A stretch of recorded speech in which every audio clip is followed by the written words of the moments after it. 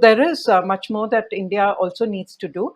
And part of it is not only that the central government needs to do, but also that the central government needs to enable state governments and city governments or municipal governments. They also have work to do. And, just closer home, talking about what cities can do. Now, of course, there is this new clean energy vehicles schemes, and okay, that's welcome.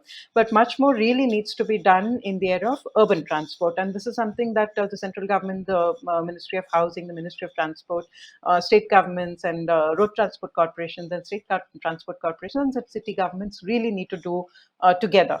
So public transport systems need to be really greatly enhanced. And currently, only very few cities, I mean, Chennai is one of them, do have organized public bus systems. But the number of buses that, say, MTC needs, or say, BEST needs, or in Pune, PMPML needs, that often falls far short of what the city requirement is. We also need good, inclusive street design. And by inclusive, I mean that, often we find that street design might take away hawkers and vendors. But, it's like an ecosystem. The street or the road is like an ecosystem.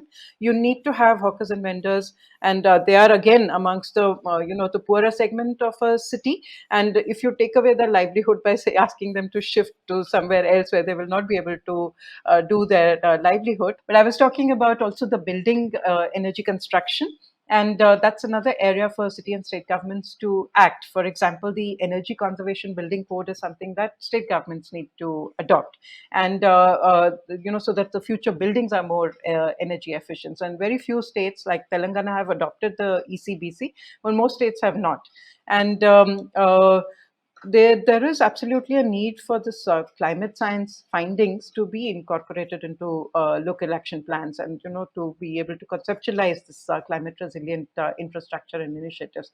I also want to talk a little about rural areas, and since we spoke about livelihood distress of farmers, so climate smart agriculture is something which does reduce the energy intensity, and it improves climate resilience. What this means is more localized, more resilient seed and planting material, lesser external input. I mean, the pesticides and fertilizers which have to be transported over large distances. Instead of that, much more localized inputs for agriculture.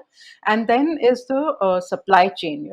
And this is something that is quite an interesting area, because so. Temperatures are rising, and food is, after it's produced from the field, it is sort of aggregated and transported to cities. But we find that food loss is quite a serious sector, and almost 30 to 40% of food that is produced, by the time it reaches, say, from the farm to the fork, 30 to 40% losses is what we see. So the supply chain from the production to consumption needs to really address food loss. And so this is an area that, the transport of food, that needs to become more energy efficient.